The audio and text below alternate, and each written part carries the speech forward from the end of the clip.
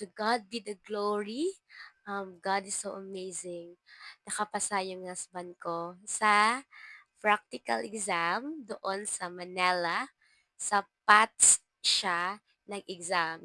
So, ang topic natin ngayon is tutorial. Hindi siya all about my lifestyle. Hindi siya all about what's happening in my life financially or my status, but it's an achievement that we got, no?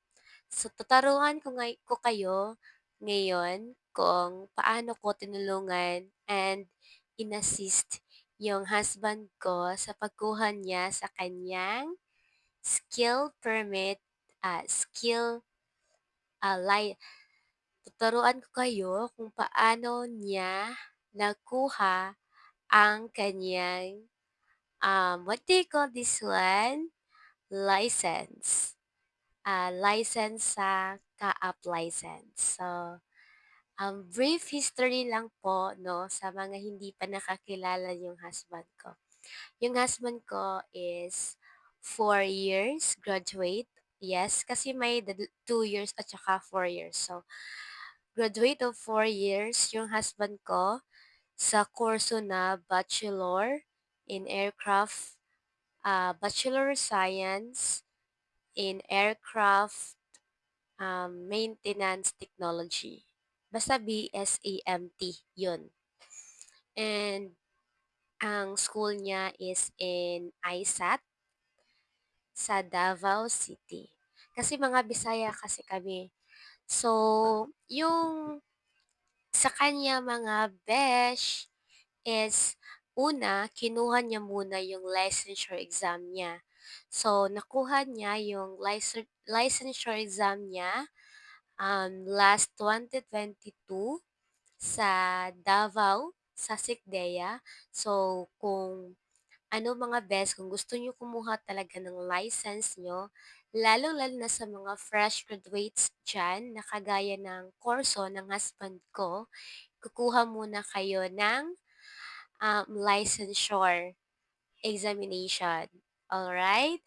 So, kung taga Mindanao kayo at malapit lang kayo doon sa Davao, you can search the Facebook of Sikdia Aviation, Sekdia Aviation sa Davao, and then sa ISAT din, meron din silang mga ganyan na licensure examination. Don't worry kasi yung sa Facebook nila, magpo-post sila ng mga announcement kung kailan ang examination at saka deadline ng mga requirements. Alright? So, yung requirements na yun sa licensure examination is nakalimutan ko na. Basta ang naalala ko lang, 2022 pa kasi yun. Ang naalala ko lang is nagpasa kami ng form um, form na ibibigay sa inyo and then mag-fill up kayo doon using the blue ball pen. Oo, yun yung ginamit ng husband ko. Blue ball pen yung ginamit niya. Naalala ko pa yung blue ball pen na binili niya is yung may ano, basta pipindutin mo tsaka lalabas yung pen. Oh, yun yung ginamit ng husband ko. And then, mag-take kayo ng passport size photo, and then ano pa ba?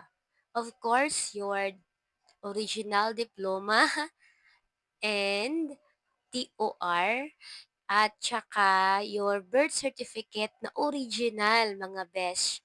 Hindi nila ibabalik yung original sa iyo, sa kanila na yun. Oo. And then, mag-ready ka lang ng 2,000, I guess it's 2,000 ba yun or 1,000 or 500 pesos for the examination or for the test fee. Yun yun mga besh. And then, nag-exam siya doon sa SecDia. Mga ilang days din yun mga best, mga 3 to 4 days. Pero, ang ginawa ng husband ko, parang 2 days lang niya tinapos or 3 days. Yes, mga besh. Alam niyo na 'yan kung ano 'yan kasi ako hindi talaga ako marunong sa mga ganyan. Hindi ko kasi 'yan field, mga besh.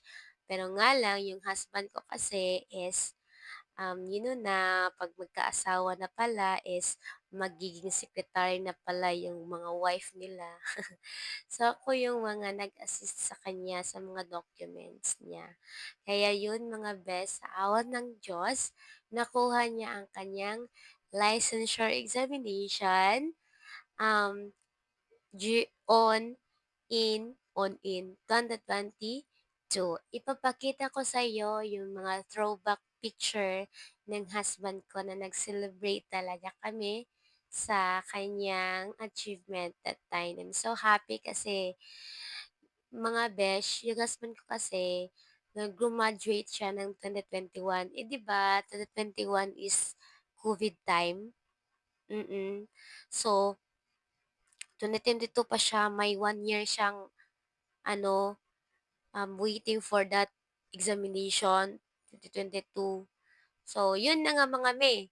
So, you have now your licensure examination. You passed it. Congratulations! Yay!